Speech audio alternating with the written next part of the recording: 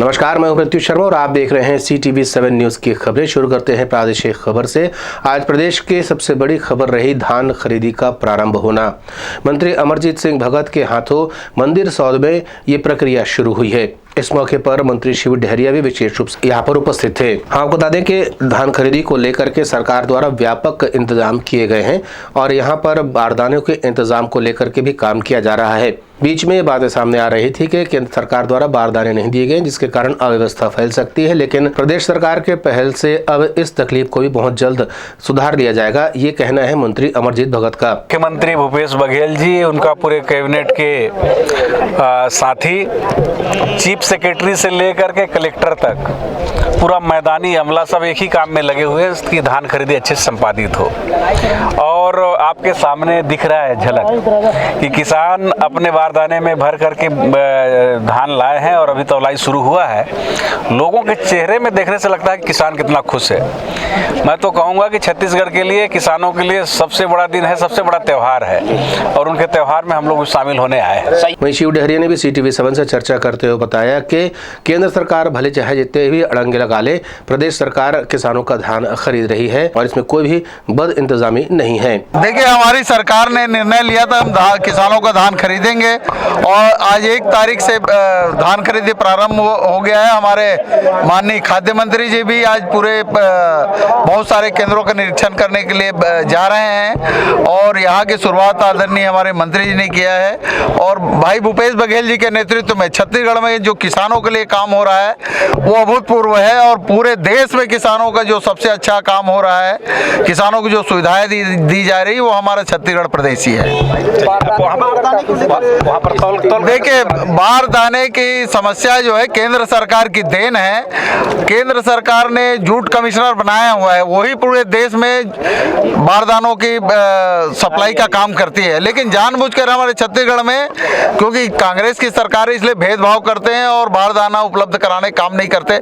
लेकिन हमारी सरकार प्रतिबद्ध है, बारदाना ना भी मिले तो हम लोग अन्य व्यवस्था करके किसानों का धान खरीदेंगे। CTV7 bureau Raipur. इधर धान खरीदी के मामले पर मीडिया से चर्चा करते हुए मुख्यमंत्री भूपेश बघेल का कहना है कि प्रदेश सरकार ने इसकी व्यापक तैयारियां की हुई है और इस बार पंजीयन भी ज्यादा है और रकबे भी काफी बढ़े हैं। दूसरी बात यह है कि इस साल चूंकि पंजीयन भी अधिक हुआ है और लगातार हमारी सरकार बनने के बाद पंजीयन में भी वृद्धि हुई है और रकबे में भी वृद्धि हुई है और इसका लाभ निश्चित रूप से किसानों को मिल रहा है।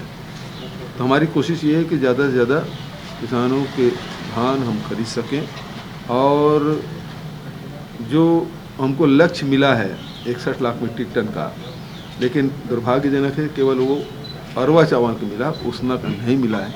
हम लोग बार बार कोशिश कर रहे हैं, प्रधानमंत्री भी पत्र लिखा है, पूरे मंत्रिमंडल जाके मिलना भी चाह रहे हैं ताकि हमको उसना परमिशन मिल जाए, क्योंकि छत्तीसगढ़ में 500 उसना राइस मिल है और वो राइस मिलें बंद भी होगी और दूसरे छत्तीसगढ़ में उसना क्वालिटी के धान भी उत्पादन अधिक होता है।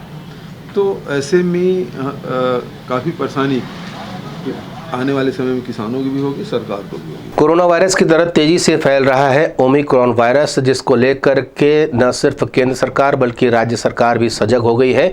मुख्यमंत्री भूपेश बघेल ने मीडिया से चर्चा करते हुए कहा कि केंद्र सरकार को चाहिए कि विदेशों से आने वाली जितनी भी फ्लाइट्स हैं जहां पर ये रोग फैला है उसे तत्काल कैंसिल कर दिया जाए और इस बार कोई लापरवाही न की जाए ताकि जनहानि न हो। देशों से ये फैल रहा है, वहाँ कम से कम हवाई सर्विस जो हवाई सेवाएं हैं बंद होनी चाहिए ताकि वहाँ से यात्री आएंगे और पूरे देश में फैलाएगा। यदि पहले ही लहर में यदि भारत सरकार उसको रोक लेते, छत्तीसगढ़ में सबसे पहले कहाँ से आया, यूके से आया, यदि वहाँ रोक लेते या जो आए हैं उसको वहीं क्वारंटाइन कर लेते, दिल्ली में, बॉम्बे में, जहाँ जहाँ जिस एयरपोर्ट में उतरे हैं वहीं क्वारंटाइन कर लेते, तो ये देश भर में नहीं फैलता। तो ये पूरा बॉम्बे में, दिल्ली में सबसे पहले फैला, उसके बाद पूरे देश भर में फैला। तो ये नुकसान पूरे देश को उठाना पड़ा है छोटी सी गलती के कारण से। तो ये वही गलती फिर से ना हो, इसलिए हमने अपील की है भारत सरकार से कि वो उन देशों से यात्री न आने दें और आए जरूरी है तो उसको कम से कम क्वारंटाइन में रखें, उसको होम क्वारंटाइन में रखें, चाहे हॉस्पिटल में रखें, जहाँ भी रखना है उसे रखें और कोरोना प्रोटोकॉल को पालन करें तब उसे घर जाने दें। तो उससे क्या बचाव में ही सुरक्षा है। ग्राम डुमहा की सरपंच कांतिभाई ध्रुव ने विशेष थाने पहुंचकर के शिकायत दर्ज कराई है जनपद अध्यक्ष खिलेश देवांगन के खिलाफ। इसके अलावा उस मामले में लवली गुप्ता का भी नाम लिया जा रहा है। बताया जा रहा है कि दोनों आरोपियों के द्वारा बलपूर्वक सरपंच से लगभग 8 चेक में दस्तखत करा लिए गए हैं।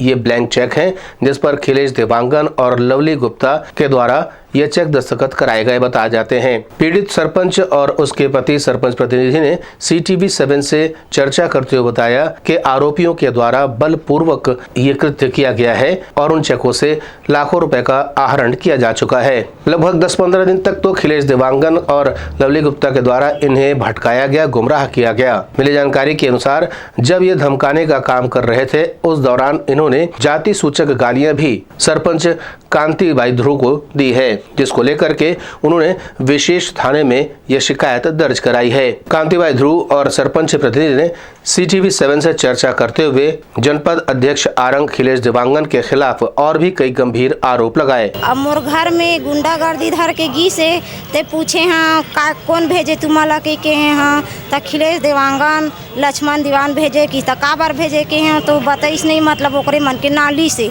बड़े बड़े डंडा धर के गेरी से मोर गाड़ी गोलोद दी से जाति वर्गल दी से मोर गोड़ गंवार ते काय कर बे घर के गोड़ हते काय कर लेबे मोर इसे के। तो क्या हुआ था? कोई चेक इससे पहले भी तो कलेक्ट्रेट में शिकायत की थी ना?